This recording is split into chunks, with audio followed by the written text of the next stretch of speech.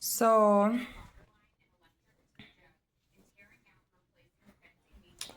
it's 11 o'clock and I'm on my couch.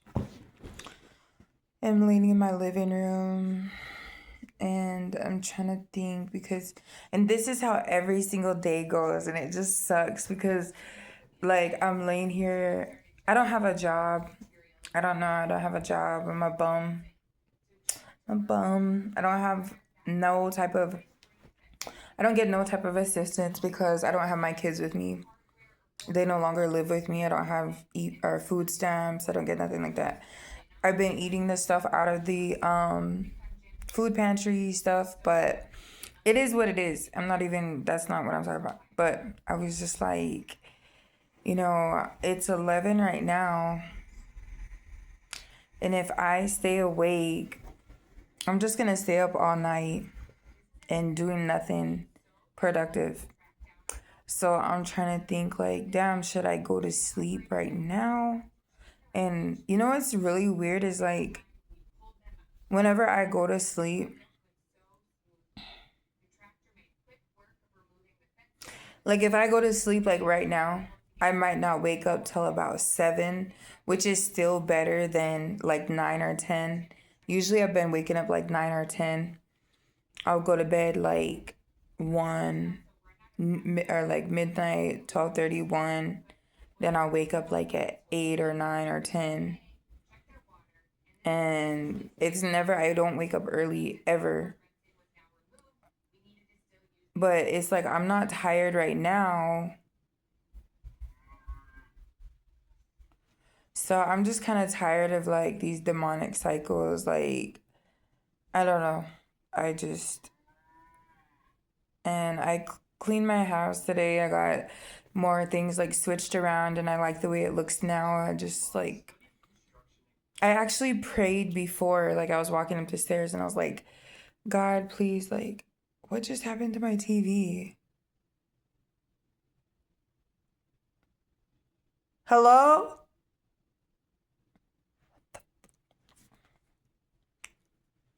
That's creepy as hell. What the heck? That's creepy. That's weird.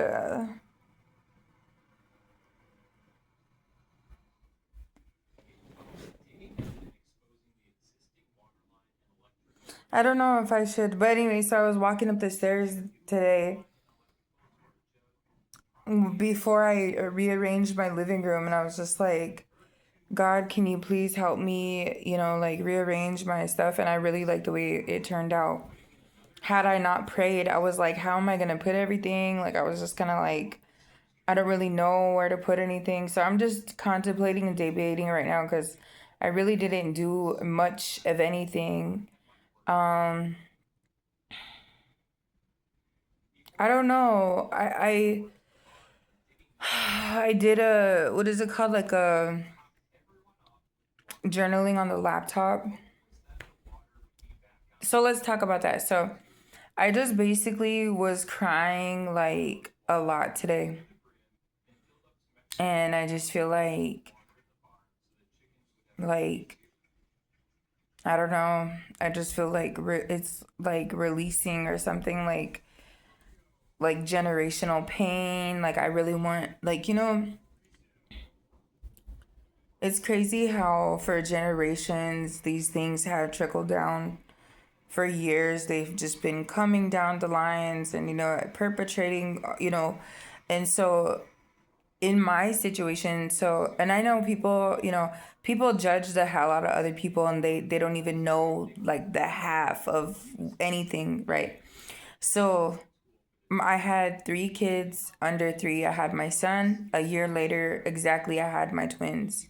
So I had 3 under 3. It wasn't hectic and it wasn't hell. They were definitely not burdens. They made my life better. They made me a better person. I really loved, taking care of them. But I was still young and I still wanted to run around, the whole thing. So I let drug addiction take over. And my oldest son, he took it the hardest. because his little mind, his little brain, and this is where the men get their hatred from and like their resentment towards women from, is at this young age whenever the mom abandons them or chooses a guy over them or the drug life over them and just completely ditches out, like mentally, physically, emotionally, spiritually, not even there. What the heck is that noise? Ugh. Anyway, we rebuked that, but anyway, so what I seen, like, so my kids were 3, the twins were 3, and my oldest was 4. Whenever like we like separated, whatever, and I went into treatment, and my oldest son went out to a behavioral home because he was like getting violent with my mom. And he was, so they way down the line, you know what is so crazy? This is why you got to keep your kids in your house, is because between CPS and the grandparents and the people like that get your kids and are handling your kids without you there, they will not tell you nothing. They feel like, oh, you're a drug addict, you're like this and that. We don't have to tell you nothing. We're going to do all this stuff to your kids and you will never know. So anyway, down the line, my twins were like, yeah, well, my twins and my younger sister, they all are like the same age, and they were like, my son, what made them, the CPS, decide to send him to the behavioral thing was so they were at daycare and he kept acting up, he kept throwing a fit, but they were trying to make it like, oh, he was just being violent and crazy as a little child, like he was 4 years old. And so, but the kids, like way down the line, whenever, like way later, they were like, one day at daycare, my son was grabbed a stick and he was like, he hit my mom with it and he told my mom, take me to my mom, take me to my mom. And like these people, they try to play like they were so concerned about where we were at, what we were doing. They did not care about us. Yes, we were drug addicted, but they didn't, it's one thing to like support somebody, and it's another thing to like hope, walk out the door and pray that like something bad happens to them, you know what I'm saying? But then play like you're just like this concerned parent and stuff. Like it's so disgusting. It's so crazy how they were able to like set all this up, and like I don't know. And so anyway, so my son demanding my mom to bring him to me, even though I wasn't in no way, shape, or form even in any state to take care of him. But see, God, we are down and out. I'm still down and out. I'm still working on it, but it's just so sad because we like, if you are anything like me, we can't even work a real job. Like a 9 to 5 is like this ain't that, so you had to work on another way and pray and hope to God they don't curse it and that God will bless it. But anyway, so this ain't even that about that message or anything like that. This is what I'm trying to like get at. So I went into treatment and my oldest son went to the behavioral home. So we would do therapy phone calls, therapy visits through the phone calls. My oldest, so we get on the phone, I guess this is a little boy, mind you. He's like, yeah, mom, like the reason why I'm here is because I've been a bad kid. And I just like, I was like, how the F, like, imagine like that is beyond. And it's just so, oh, this world was set up to traumatize us, all of us. I promise you, I promise you. And if you're not strong enough mentally to make it out, bro, imagine your little tiny son. This is what broke me. And in this moment, talking on the phone, me vividly remembering this phone call, it like broke me spiritually in my heart, knowing that I left them not meaning to hurt them or break their trust that they had in me as their mom, but breaking that trust, and then it causes resentment because he's like, you were my mom, you were here, now you're gone. Where are you at? What are you doing? Like, my dad's already gone. I don't have a dad. What's going on, you know? So it just broke me to my core. And so even though it took a long time for me to, it took 4 years. I think it was 2 or 3 years in whenever I went to treatment and he went to that behavioral home. And then I that last year, out of the 4 years that my mom had them, the last year I was sober and clean. I found Jesus. I got on my journey with God and everything. And I moved back in with my mom. And then I kept asking her, can you go to the tribal court? Can we just go? Can you give me my kids back now? I was still living with her. She kept refusing. She didn't want to acknowledge my sobriety. She knew I changed because I didn't leave home. I didn't go home and like spend a little bit of time with my kids and then get on my phone and hit somebody up and they pull up and we're gone. I no longer did that. And so she kept refusing. So Jesus called me out of her house again and he's like, you're going to go on this journey.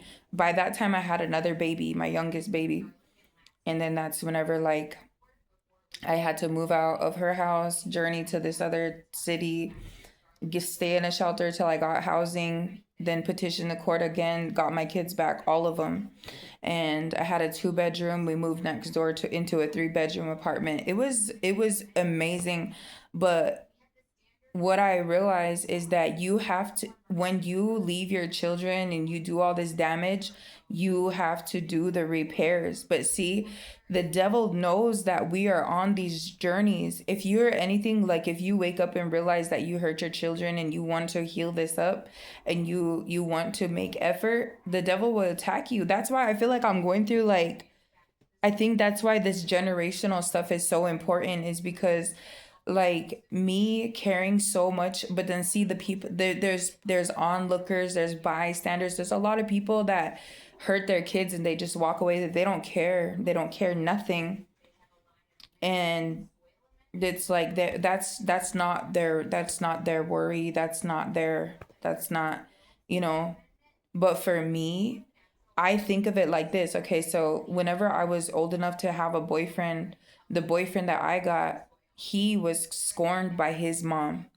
I think he had like a deep rooted hatred for his mom. He played like he didn't or whatever, but um and so it makes these men lash out on these women. So I'm like, holy crap, like, to think about the cycles that are coming down and what happens, and the reason why that these men are the way that they are is because of their mothers. So I have to hurry up and pray to God to help me heal this relationship with my sons before they get any older.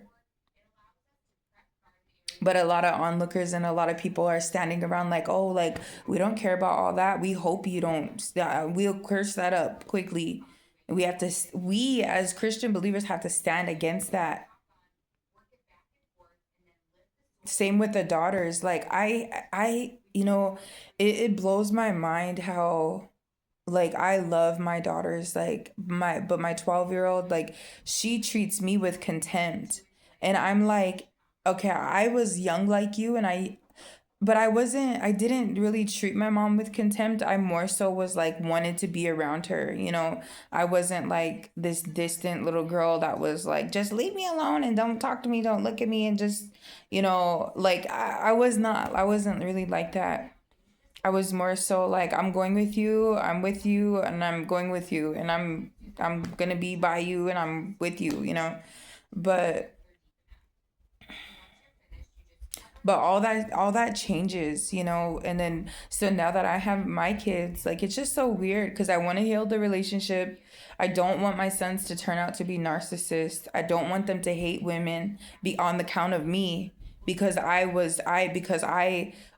or in their mind, and it's so scary how something bad can happen to them, and see like them putting him in this foster home, and then him thinking, he messaged me and he's like, why did you give me away? because of his behavioral issues.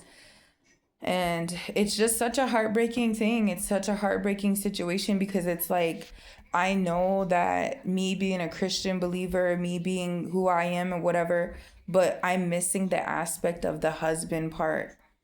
And it's even hard for me to heal my own wounds to where I can even be accepting of somebody else. Like, I truly do not even want to marry or be around somebody, but on the whenever you look at God's design and everything, like, yeah, but like my heart is so unwilling, and like, so I just feel so ugly. And not in the sense of like appearance. I mean, I'm just feeling like marriage is too much. If you I'm reading this book, and God has me, he's basically, God is like pushing me into this healing journey, and it's really sad and it's really heavy. But if you want to be healed and you want your kids to be healed and everything, you have to face it. And it's sad. And I know it's never going to be perfect, and it's always going to be such a struggle journey. You don't even know. You don't even, like, the humbling and the scouring, the pain and the tears. Like, I've been crying lately to where I'm almost going to have like a panic attack. Like, I can't even breathe. Like, and it's because God's heaviness comes upon me. Like, I'm like, like, I can't even breathe. Like, I just like, this is on another level, you know what I mean? And being, trying to, wanting to be around, or being in a marriage, like, okay, I was 1 year, like, maybe, yeah, 1.5 years into my Jesus journey or whatever. I thought I was healed enough to like start praying for my kingdom marriage, kingdom spouse, whatever. No, no, no. Like, then whenever it showed up, it wasn't even, it wasn't even like, it didn't even begin. It got tore up and tore down before it even began. That's how bad it was. Like, there was nothing good that came about that situation. And he wasn't strong enough to hold on. I wasn't strong enough to hold on, and I was just like, no, no, no, no, no, no, this can't be that. This ain't that. This ain't that. This ain't, and then they get so angry when they meet like a child of God that is really trying to stand on celibacy, no whatever before marriage, no kissing, no perversion, nothing like that, nothing. Then they get mad, and they get like mad at you, like you're trying to call them out. I don't think you understand like how God, but then there's a lot of faking and a lot of weird stuff going on, bro. So it's just hard. It's really hard, and it's hard, and God has me in this stuff. And but whenever this girl like that, I'm coming into, like, reading her stuff and reading her journey, God is like putting me, and you know what, the coolest thing about God in this life and stuff is you can tell the people that have been humbled by God. You can tell them by the way they talk, the language that they speak, the vocabulary that they use, the way they explain things. And actually tonight, I kind of hit a little breakthrough. And the reason why I say that is because God was like, he was like, like, cuz I'm like, I don't want to say anything because I know people are going to be trying to, like, people are so hateful and mean, and they just want to, like, you know what I mean? Like, they want to tear people down and stuff. So I'm just sitting over here, like, trying to be quiet and stuff. But God was giving me, like, kind of like this, like, I don't know what you call it. I don't know. But in my mind, I was thinking, like, he said, when you explain it from like the beginning of like how, when children, like, being little, whenever they're scrutinized and whenever like they're traumatized and scrutinized and stuff, grown-ups truly do not realize yes, we forgive, and yes, it's all said and done. Yes, we forgive you. Yes, it's not, don't feel guilty, and don't, if you already asked God, like, forgive me for like terrorizing and traumatizing these children, whatever, then you're forgiven. But if you don't believe that, then that's on you. But for from now that we have that information, God is like, that's why you don't treat children that way. That's why you don't demonize children and say, are you like, just trying to be mean as hell to a child. That's why you don't do that stuff. You could really mess them up in the brain, you know, and to make them think bad things, and like, speaking evil, accusing them all the freaking time, just always accusing them. But it wasn't, I rebuke that. It's not just that. I feel like my grandpa, and I could be wrong, I'm not coming on here talking out of turn or whatever, but like I literally think that my grandpa suffered with some of the same stuff, but he never really talked about it. Like, I feel like for generations this life has been really spiritual, and for generations, like the demons, the ancient demons within different bloodlines, a lot of them are probably the same, have been wreaking havoc for years upon years, generations upon generations, and then they come. We like even, it's so funny. The natives have direct correlation to the Israelites. And I know that some native people don't like hearing that. They think like it's I pray and I ask God, like, just, I don't know, it's weird because like the seventh generation, whatever that prophecy or whatever, like these seventh generation people, like, I don't know what generation we would be, but, and I have to reread it, but something about these people were born for such a time as this. Like, basically, they were going to be the ones to heal all the bloodline and to do these certain things and to, you know, I don't do labels and I don't do titles, but I do know that when the generation pain and trauma is weighing in on you, you have absolutely no choice but to fight it. And then whenever I had my kids, like, I never treated my kids like burdens, or I never wanted you, or I just regret having you, and you're just, I wish you would just, never.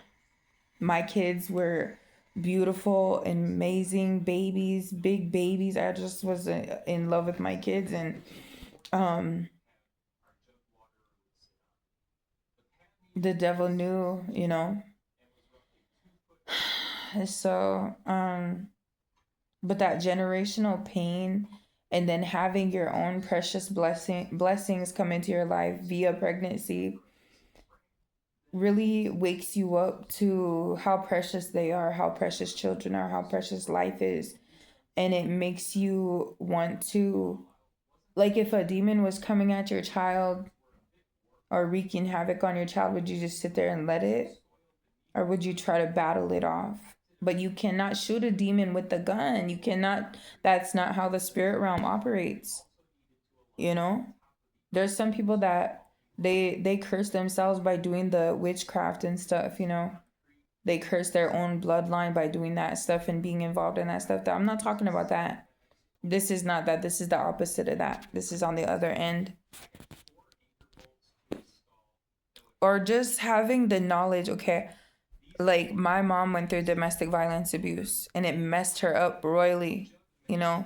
I pray that she'll find healing for that, because, and so I also went through it, but whenever now I look at my daughters, do I want them to go through domestic violence abuse? Hell no. I look at my sons and how I abandoned them for the drug life. If I don't heal this now, they're gonna take it out on every woman that they ever encounter, or they're gonna have like issues. And as it is, it's funny how, I don't know, it's just sad. It's such a sad, because I don't see it for the future. I don't pay attention to the future. I'm talking about right now. Like, I can't protect my kids if they're not in my household, and that's where your faith in God comes in, you know. And I pray for them every day, you know. So that's all I got, you know. So, um, you know, there's enough narcissistic men, women, people out here that we shouldn't be creating the next generation of narcissistic individuals. If you've been through it, then you know exactly what I'm talking about. There's some people that they try to like say, "Oh, she's a narcissist and she's like this, she's like that, and she treated me so bad," but then yet you talk to the woman and it's like the totally different kind of like story, but it's all good. It doesn't even matter. And the crazy part about them is that they like I was talking about this earlier, like, you know, some people just have good baby, like good exes and good people that they got along with and their families and people and everything. And I just hate to say this, but like I never had that experience with people, and it makes me sad. Like, I don't know if you know what I'm talking about. Like, there's just some people that, you know, they have sisters and brothers and family gatherings and people that love them and everything. Or they have like exes that always made sure to they cope. If they left, they took care of the kids. You know, they called. They weren't like these weirdo stuff going on. It was always goodness and goodness, like, you know. And I know life is not like that, but goddamn, like there was nobody that God would allow to swing back in my life and say, "Oh, you know what? I'm gonna bless you." Nah, He's like, "You gotta get blessed on your own. Bye bye." You know, it's crazy, but I promise you, whenever I do get blessed, it's just gonna be me and mine. And I know that sounds bad, but no, no, no. It's gonna be just me and mine, because like when everybody had theirs, they didn't care about me and mine, you know. And yeah, we forgive and we let it all go, but like that's just sad as hell. Like nobody cared, nobody wanted to spin the block on me and my kids. All right, then that's cool, you know.